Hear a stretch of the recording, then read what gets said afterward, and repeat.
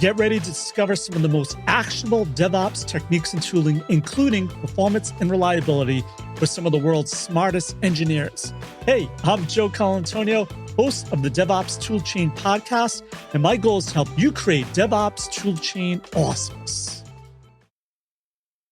Hey, it's Joe, and welcome to another episode of the Test Guild DevOps Toolchain. Today, we'll be talking with Yannis all about monitoring K6 through Grafana and also performance testing and a bunch of other things that he's involved with. Really excited to have Yannis with us. He's a seasoned tech professional with over 13 years of experience in QA engineering, currently steering the testing strategy as director of QA at GWI. He's a lifelong learner. He has a deep-rooted interest in agile methodologies and testing techniques. And outside the office, he's also a passionate software testing and DevOps advocate. You've probably seen him on the socials, but he fosters connections and knowledge sharing through his Athens-based Meetup group. And he's recognized for his contributions. He's also a proud Grafana K6 champion, which we'll dive into as well. Really excited to have him on the show. You don't want to miss it. Check it out. Hey, if your app is slow, it could be worse than an error. It could be frustrating. And in my experience, frustrated users don't last long. But since slow performance is a sudden, it's hard for standard error monitoring tools to catch. That's why Bugsnag, one of the best production visibility solutions in the industry, has a way to automatically watch for these issues: real user monitoring.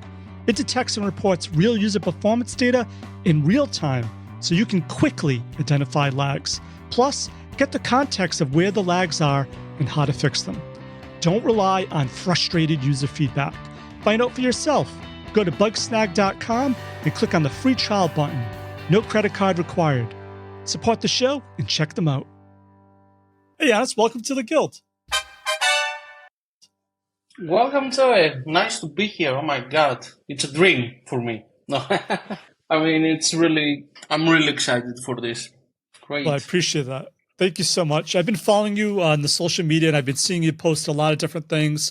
I guess the first thing that caught my eye is you're doing a lot in the community with the Meetup in Athens. I thought maybe we could talk a little bit why you did that. What is it? Is it a Ministry of Testing thing, or is this your own user group? Actually, the testing community in Greece started with Ministry of Testing, this was the first, let's say, Meetup group organized like 3-4 years ago. What I wanted to make, so it's a different Meetup group, it's not Ministry of Testing, but we're working together with the guys of the Ministry of Testing very, very closely. I would say that we're going to join forces in the future. But what we're trying to do, why I created this group was like, I'm like a champion K6 or Lambda test, doesn't matter, but the good thing is I'm part of a broader community. And I found problem, especially in the Greek community, like we wanted more technical solutions, more workshops, more knowledge sharing in the low level, I would say, more technical low level, and say, why should we not create a group for this? And, we can exchange this knowledge. We have done workshops live.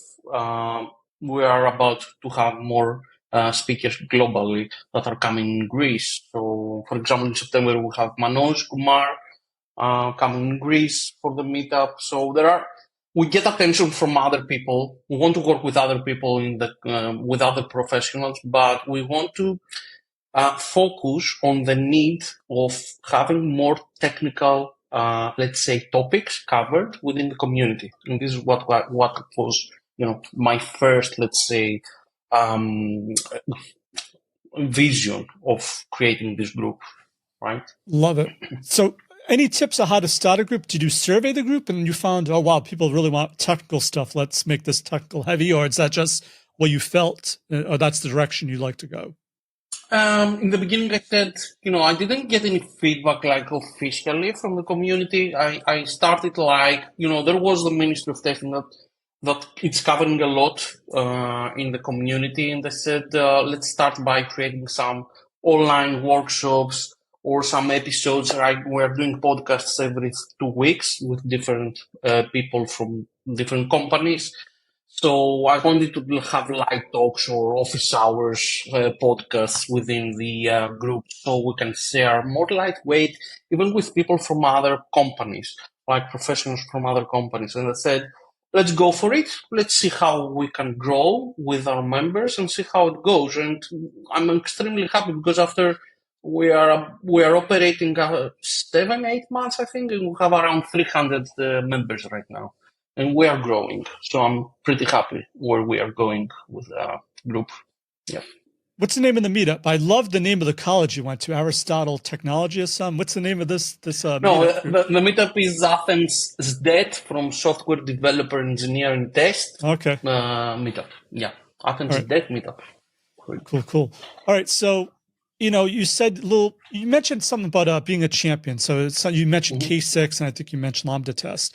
I've been seeing an Right. uptick in people being champions or ambassadors. So maybe is there a benefit to being a champion? Can you talk a little bit more about what that means to be a champion or an ambassador? Yeah, first, I think I wouldn't say the recognition, but some people, they like the recognition, having their name, recognized within the community. I wouldn't strive for that. Mostly, it's the knowledge sharing. You have a direct, communication and the networking channel with the engineers or the DevRels of its organization, which they're, the best names in the market, some of them. And you can actually work together with them, plan ideas, how you can contribute for the different organizations and the different communities. And it's super amazing because sometimes you are working on your tasks in your daily routine, but you need to think big sometimes, how you can expand your knowledge, how you can cooperate with other people that are professionals, that they are champions actually in the market. So, in the community, and this is for me, my motivation that I applied for this ambassador program. And for now, I'm really passionate for sharing the knowledge through the meetups, podcasts, even the communities that these companies have created for the people, for the professionals. So yeah, that was the first motivation. Very cool. Another thing, it seems like as you are focusing on performance testing, a lot of testers sometimes miss out on performance testing. This is the DevOps tool chain. Do you see performance testing as a piece that does belong in DevOps? And if so, maybe what is performance that we're talking about here? Right. I would say performance testing traditionally, it was a topic that DevOps can cover, or system engineers in the past, before DevOps actually being, it was a concept back then. But I think performance testing is something that belongs to engineering teams nowadays. So it should be part of the culture and the mentality of the delivery flow of a software house or a software company. So I wouldn't say it's something that only a DevOps should do, but the whole team should be responsible for. Like you need to start small, like from a proof of concept within your team, and then expand. Of course, in the way that you are expanding your product, developing your product at the same time, you need to expand your performance testing. So I have seen that a lot of tools in my experience, and the most common problem is you have something that you need to operate everybody. So you need like a technology stack which can be easily used by front-end engineers, maybe from back-end engineers, from QA professionals, or even DevOps, right? And in the way that these tools are integrating with DevOps, let's say, technology stack, you can do everything, really everything. It's amazing. And I would emphasize on K6 because I used K6 in my 3-4 years experience now. I used JMeter before K6 as a performance tool, but we migrated to K6. It was really lightweight, the way that you can scale your tests in an environment. The cost, for example, how many resources you need to scale your tests, it was significantly better. we can do a comparison between the tools, but I will give the question, the answer based on your question. I don't want to extend too much. If I start, I'm just Yeah. speaking too much. So Yeah, probably right, a different cool, episode. K6 versus right, JMeter would be a great episode for right. sure. Maybe it's another one. Yeah, Yeah. cool. So interesting you chose K6 though. You mentioned, a lot of times you want, because it's a part of the DevOps pipeline, you want your front end developers to get involved. It seems like to me, once again, I'm not saying one's better than the other, but K6 to me seems like it would lend itself better to a front end type of developer's workflow than like JMeter. Hmm. Am I correct in that? Yeah, it's correct. It's operate on top of Go and JavaScript. Someone with a front-end engineering background, it's more easy for him to operate. Of course, the QA people, QA people right now, they have mostly have, everybody have development background at some point, more or less. I wouldn't say we have a traditional manual QA process. So QA people, front-end engineers, and definitely DevOps are people that are involved a lot with K6. In DevOps, because it's a part of the monitoring, they need to set up everything on Grafana, the time series, the bees, and everything. So everything is there that the DevOps should be working on alerting the teams, creating SLOs, metrics, and everything is part of the DevOps pipeline.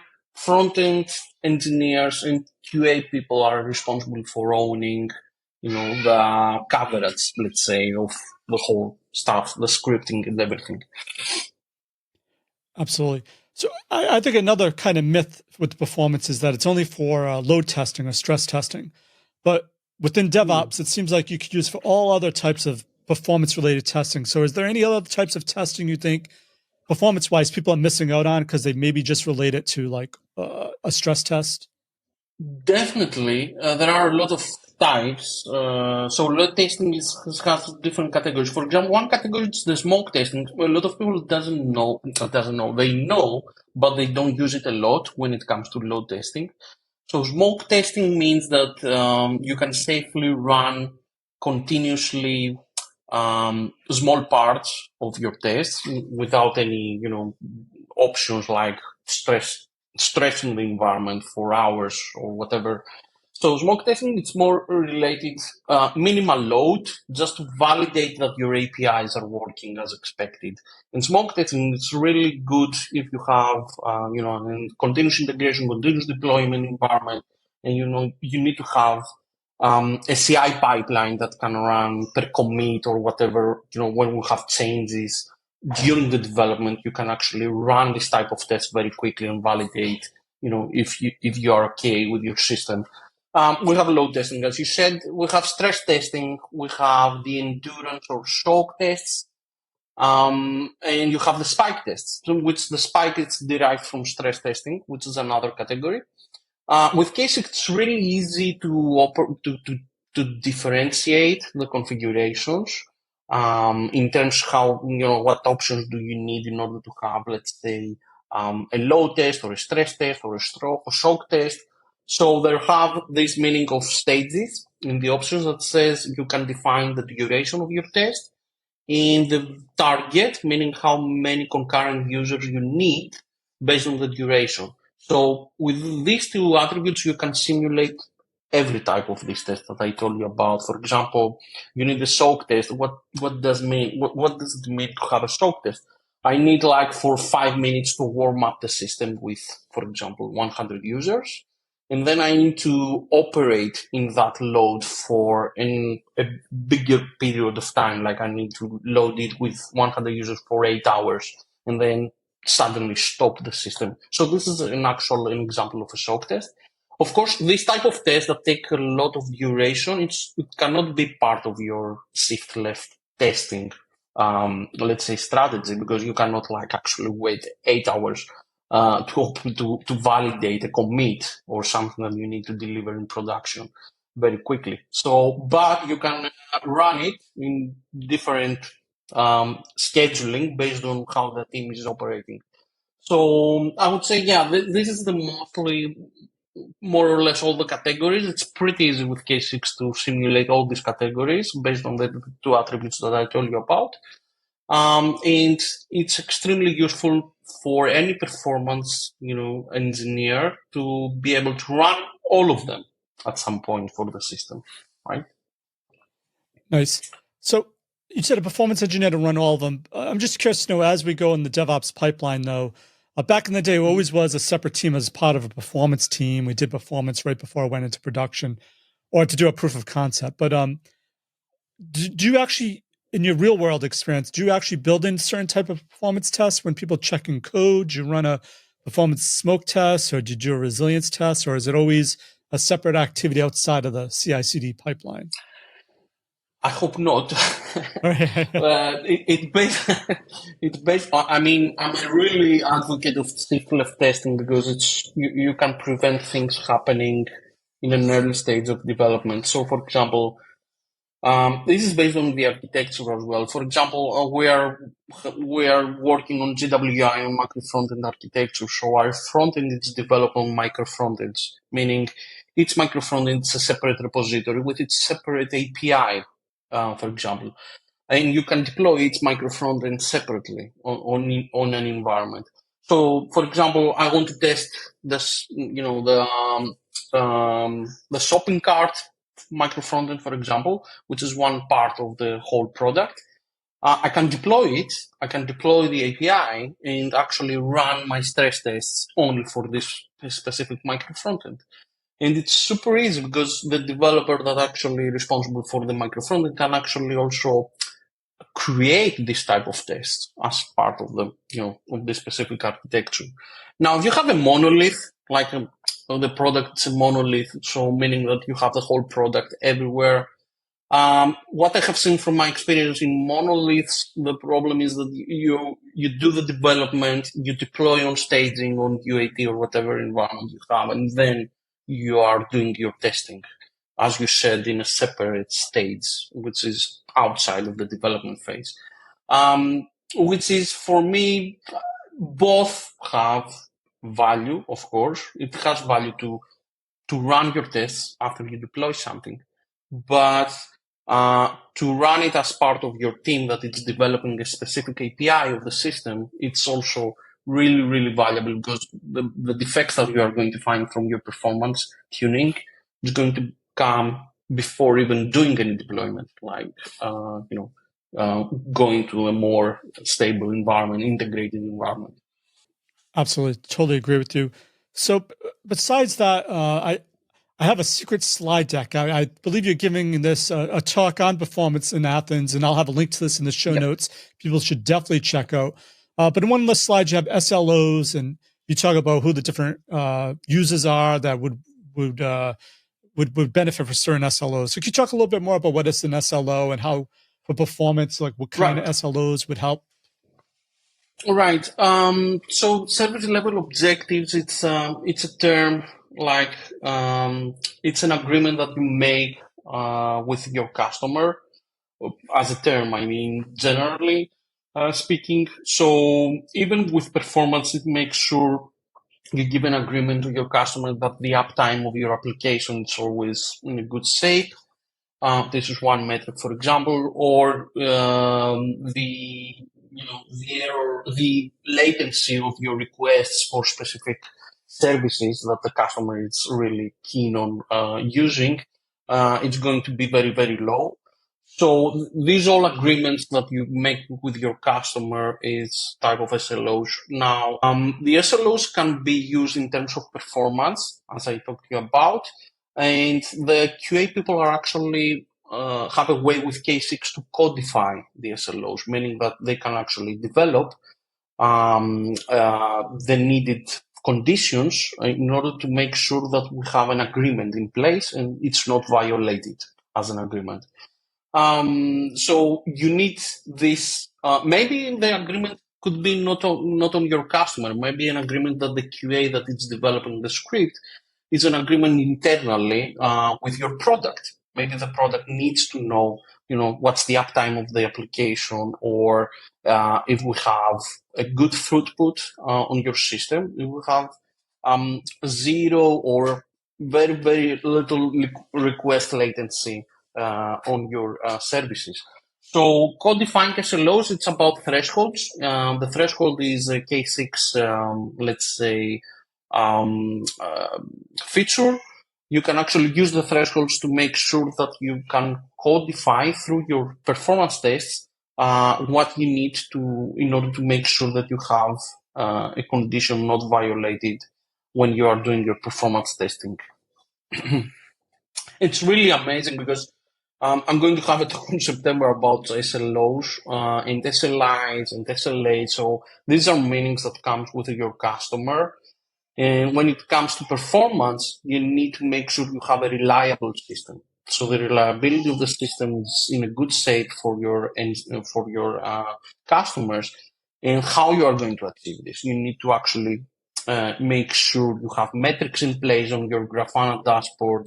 You have the appropriate alerting when a threshold is violated, meaning when an SLO is violated, you need to make sure you alert your teams. And you have on-call engineers. Most probably you have the DevOps, which can be on-call engineers, and they can actually pick up when the system is having an issue during your performance, let's say, execution. Nice.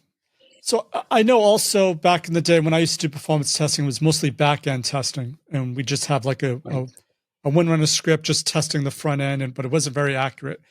Nowadays, is there a difference now? Is it more performance testing focused on the front end? And if so, does K6 handle that? Or is it all still back-end type of activities? Yeah, I agree. I remember myself 10 years ago that with JMeter that we had this nice tool with a graphical UI. We knew the endpoints that are the backend APIs that we need to invoke, and we were stressing this based on the resources on the backend. No, the thing that how the application have evolved, how the web development is evolved. Now, the backend is one part, let's say, of your performance testing strategy. You need to figure out the whole user experience because you have both frontend and backend, meaning that you have the performance of the backend, but this is the server side of the things. You have the client side.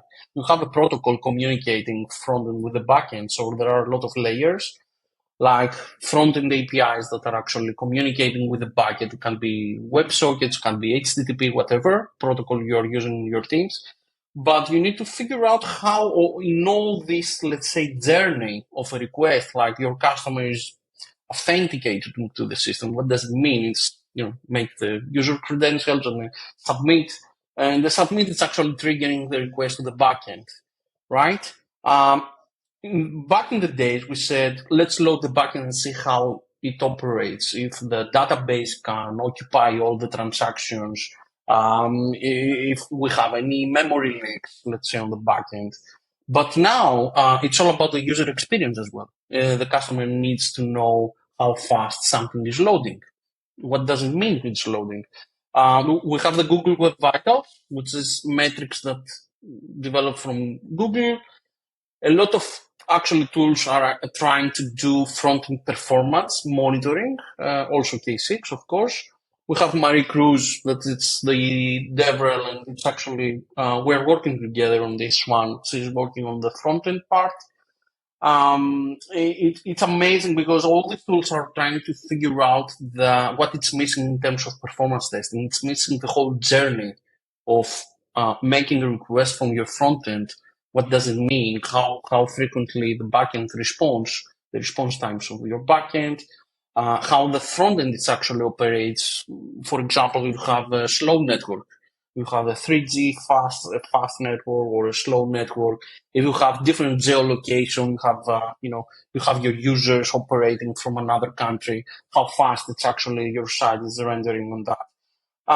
So the part of the user experience or the mobility, it's actually shifting and changing the way you are monitoring through performance tests. It's amazing. I mean, the whole idea, I want to measure everything, and how K6 it's actually have this hybrid approach. You can actually load your backend and actually load your frontend at the same time if you have good resources, of course. And then you can actually see both if you are loading your backend and your frontend, how things are going, how the metrics are going, how the Google Web Vitals are operating. And, we have Lighthouse. I can say another tools. I've worked with other tools in the past. You have Lighthouse from Google. You have SiteSpeed.io. There are open source, very nice open source. We have Pingdom. There are a lot of possibilities there. But think about cases. It's something common. You can do backend and frontend at the same time. So, and it's one technology stack. You don't want to bring too many technology stacks within the group, right? So it's really cool, I think, that, it gives this possibility. All right. So someone listening to that answer might be like, oh my gosh, where do I start then? Like, how do I create a realistic scenario? I don't have no idea. So do you have any tips or like, how do you create scenarios that actually emulate then what's happening? Because you do have APIs and microservices and authentications and then like front end, putting back end. How does that all work? Yeah. I think the best is, as I told you before, it's to start small. Start with a base case that can cover, for example, your backend. First, you need to know about your product. And especially, as you said, the authentication, we need to have authentication, how we're actually pushing this authentication to our performance scripts.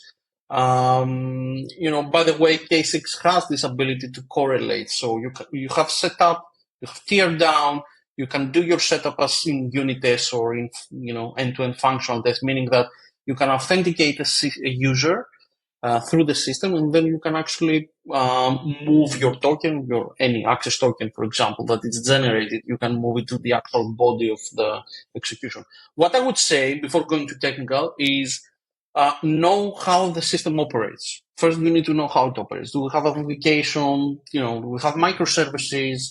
What does it mean? Do we have microservices have a different API that can be invoked? Can we actually start with a small case on each of these APIs? And the good thing with the K6, when you have the knowledge of each of part of the system, specifically, you need to know how to create a user flow. K6 and its performance tool, it tried to imitate actually an actual user flow, what a user can do through your system. It can authenticate and then it can actually purchase an item if it is, for example, an e-shop. So you want to imitate the whole user flow because this is what you are trying to do. You want to try to mirror what your users are doing in the system. So this is extremely, even if you do from frontend or backend, both should be doing an actual user flow. So I would say start small, start with your backend. This is what I advise each team. It's the traditional way. We need to have performance tests on our APIs, so we need to start on the backend side of things. And then when you have a good sense or a good coverage on your backend, you can actually, go with a frontend as well and have a hybrid approach within your development. I know it's a little bit frightening, how should I start? But I think the best way is to start small. Don't try to solve everything like from day one, right? That's my, yeah. So, Giannis, one thing I know people struggle with when I started with performance testing, I had an enterprise end-to-end solution that did the load testing, it had the monitoring, it had the reports, it had everything baked in. And then we went open source and you're like, okay, I don't have any of this insight. But it seems like K6, I think it was acquired by Grafana like a year and a half ago, 2 years now. Does Grafana, does K6 provide now any data with Grafana that gives you like monitoring capabilities that you may not have with some of these more open source based performance tools? Right. K6, the cloud version of K6, I would say, they use their own dashboards in their cloud version. And it's really cool because you don't need to create your own way how to query data from time series database. Or configure your databases. Everything is running on their data center. The tests are running on their data center. It's actually very cool because you can actually monitor from their dashboard, everything. And now with the movement to Grafana as well, they provide a cool and nice dashboard predefined from the Grafana cloud. So you don't need to actually develop anything. So if you have a small team, you can invest on going to the cloud version. It's really super great. I can share a lot of information to anybody. For me, that I worked on the open source solutions, I wouldn't say the community is really big. It's not that difficult, let's say, to use the community edition of K6 and the Grafana community edition and create your own, let's say, configuration based on your needs. It will need some, you need some people from the DevOps team to work on that task and maybe from the engineering team, but it's really nice. With the cloud, you don't need any of this. So with the community edition, you need to choose your time series database. You can choose InfluxDB or Prometheus. You need to know where you deploy that. If you have an internal, let's say, a data center or whatever, or you can operate on Google Cloud, that doesn't matter. It's only matter for the cost that you are going to have. I don't think these data are really very costly for the companies. I mean, to store time series data from your performance tests, it's really lightweight in terms of resources. And then you need to find out, you have your Grafana, you need to set up your dashboard. The tricky point with Influx, I create an article about this. The community is not supporting the Influx data version 2. They have dashboards predefined only for version 1. But I have created an article how you can actually do backwards compatibility on Influx data version 2, which is tricky there. You need to do some tweaking because version 2 supports buckets for storing data. Version 1 has a different way how you can store your performance data. So there is, meaning that there are a few things that you need to invest when it goes to the open source part or the community-based part. When you go to the cloud version, all these nice, cool things provided from Grafana and K6 out of the box. And a few of the resources you sent me mentioned Grafana Loki. Is that open source? Right. Is that what is that? Loki, it's an integration. It's a log aggregation system which is integrated on Grafana. We use it in GWI mostly to we have open telemetry for our backend. So we want to keep traces somewhere centrally. And we use Loki. The Loki, it's actually storing all the logs. It's similar to New Relic, another system, or Datadog, but we use Loki, which is very nicely integrated with Grafana. It's very lightweight. You don't need too many resources again.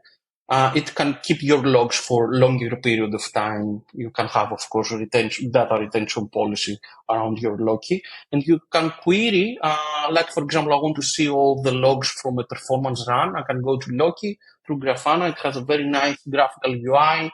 And I can query my logs to find like my traces if I support OpenTelemetry, for example, for my requests. So Loki, it's really nice. Think about it like a log aggregation, like Elasticsearch, ELK stack. It's still very similar. Great advice. Okay, Yannis, before we go, is there one piece of actual advice you can give to someone to help them with their DevOps performance efforts? And what's the best way to find or contact you? As I tell you, I'm K6 champion. I'm on the Slack channel from K6. I think it's open. It's open for the whole community. You can join the Slack channel from K6. I'm there. Ioannis Pavaldakis. You can just jump and we can discuss anything. We have also a community channel on K6 that a lot of people are joining, discussing about any issues they have. I can even share a lot of information. I'm talking with the DevRels, Leandro and Marie, who have a plan now. The champions are trying to spread the knowledge with different things, podcasts, live workshops, whatever. And we're bringing together like a plan how we can schedule stuff in order to communicate to people so they can freely join us on these efforts. Really, it's all about the people and professionals, what we're trying to do. And of course, LinkedIn. You can find me there, of course. And for links of everything of value we covered in this DevOps Toolchain show, head on over to testguild.com/P 122. Remember, latency is the silent killer of your app. Don't rely on frustrated user feedback. You can know exactly what's happening and how to fix it with Bugsnag from SmartBear. See it for yourself. Go to bugsnag.com and click the free trial button. No credit card required. So that's it for this episode of the DevOps Toolchain Show. I'm Joe. My mission is to help you succeed in creating end-to-end full-stack DevOps toolchain awesomeness.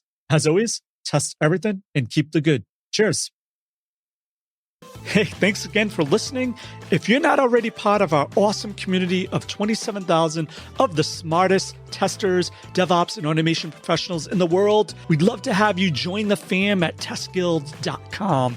And if you're in the DevOps automation software testing space, or you're a test tool provider and want to offer real-world value that can improve the skills or solve a problem for the Guild community, I'd love to hear from you. Head on over to testguild.info and let's make it happen.